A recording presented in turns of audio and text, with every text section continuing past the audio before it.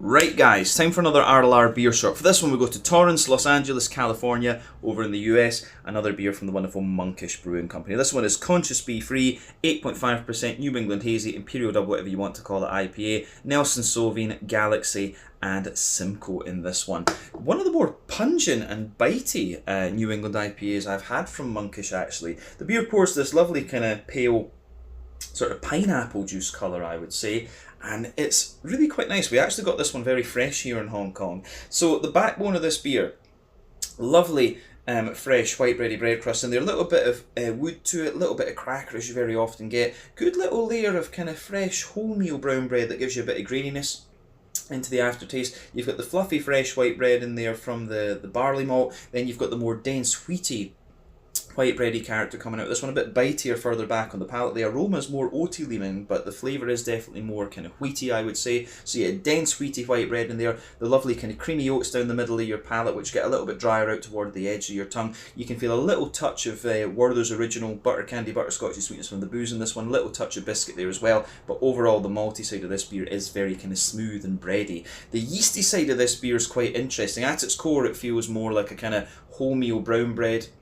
In the middle, then a more kind of farmhousey sourdough type bread around the edge, and then a bit of toasty bread crust in there. But the hoppy side of this one is interesting too. So you've got wheaty bitiness coming out of this beer, but you've also got a bit more hoppy bitterness, a bit more IBU in this one. So back corners of your palate, definitely a little touch earthy. As you move further forward, it's a little bit more kind of pine resiny, floral aromatic spice on the front corners of your palate. Then round the front curve of the tongue, you've got a bit more of a zesty.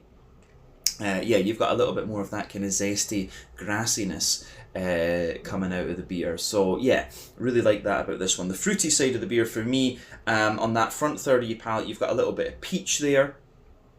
Juicy mango underneath, lots of kind of soft passion fruit from the Simcoe in this one. As you move into the middle, it's got a bit of apricot, lots of pineapple sitting on top of that from the Galaxy. Then in the front half of that front third of your tongue, it's all about the kind of white green grapey notes from the Nelson Sauvin. But I do get a little bit of a lemony limey kind of zip to the beer on the very front tip of your palate, just behind the grassiness in there. I'm not sure which hop I would associate that with, but mouthfeel wise, top end to mid-bodied for me. Carbonation is quite smooth. It feels kind of quite clean in all honesty. The IBU I think is about 60, maybe 50 or 60 in this one. It just feels that little bit more bitter. Malts, as we said, kind of drier underneath, smoother in the middle. Not much in the way of sweetness with this one. And then yeah, you've got the nice kind of juicy fruity notes coming out of the beer.